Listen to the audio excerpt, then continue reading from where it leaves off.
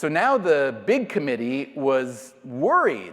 We're failing at this. And then, interestingly, they had a big meeting, a meeting of the full committee, and someone spoke up who hadn't spoken up before.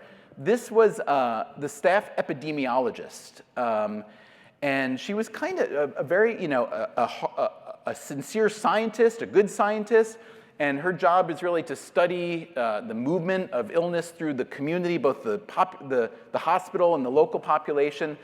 And she was kind of an introspective, quiet person. And just on a quick tangential note, let me just say, I think a lot of our modern culture in the corporate world, but in the public sphere also, in government certainly, a lot of it is built around meeting culture or presentation culture.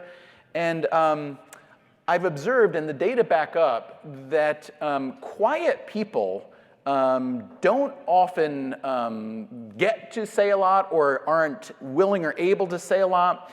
And so if you think about it, if I'm looking to get the best ideas out of a group of people, what are the odds that the quiet people don't have good ideas? Or even what are the odds that the quiet person's ideas may not be even better than the noisy people?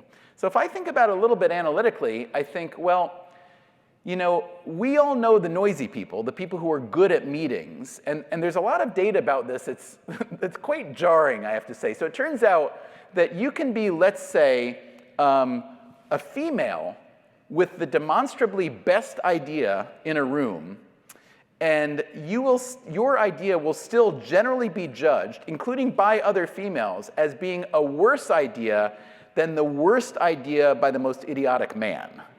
So men are really good at having the confidence to present ideas as if they're good, even when they're not. And women, traditionally at least, have had less confidence to present ideas, even if they turn out to be really good ones. Now, this is not a perfect parallel to say between that all men are noisy and confident, and all women are less confident and quieter.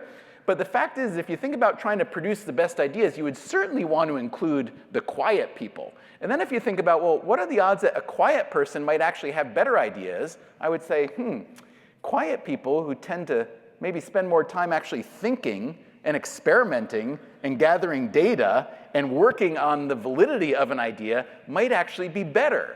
So I just say that as oh, by the way, if you want to, if you ever have a really terrible idea, whatever gender, whatever age, whatever you are, if you have a really terrible idea but want to have it be very well received, there's a very easy answer, which is just fake a British accent, because honestly, that wins in America. In Britain, you have to actually have a good idea, but here, just having the British accent actually works.